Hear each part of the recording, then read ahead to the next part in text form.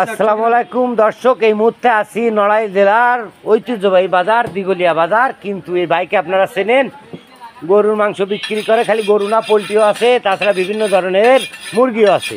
এখন বড় ভাই আসলে 100 গ্রাম মাংস বিক্রি করে, তাই তার আকর্ষণটা একটু বেশি।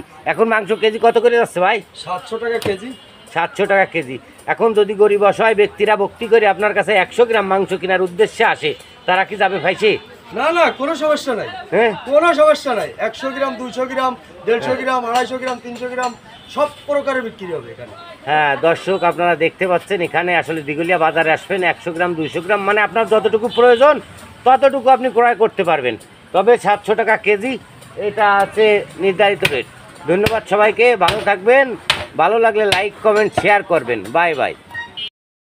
আসসালামু আলাইকুম দর্শক, এই মুহূর্তে আছি নড়াইল জেলার ঐতিহ্যবাহী বাজার দিঘলিয়া বাজার। কিন্তু এই বাইকে আপনারা চেনেন, গরুর মাংস বিক্রি করে, খালি গরু না পোলট্রিও আছে, তাছাড়া বিভিন্ন ধরনের মুরগিও আছে। এখন বড় ভাই আসলে 100 গ্রাম মাংস বিক্রি করে, তাই তার আকর্ষণটা একটু বেশি। এখন মাংস কেজি কত করে যাচ্ছে ভাই? 700 টাকা কেজি। 700 টাকা কেজি। এখন যদি গরিব অসহায় ব্যক্তিরা ভক্তি করে আপনার কাছে 100 গ্রাম মাংস কেনার উদ্দেশ্যে আসে, তারা কি যাবে ভাইসে? না না, কোনো সমস্যা নাই, হ্যাঁ, কোনো সমস্যা নাই। 100 গ্রাম, 200 গ্রাম, 150 গ্রাম, 250 গ্রাম, 300 গ্রাম সব প্রকারের বিক্রি হবে এখানে। হ্যাঁ দর্শক, আপনারা দেখতে পাচ্ছেন এখানে আসলে দিঘলিয়া বাজারে আসবেন, 100 গ্রাম 200 গ্রাম মানে আপনার যতটুকু প্রয়োজন ততটুকু আপনি ক্রয় করতে পারবেন।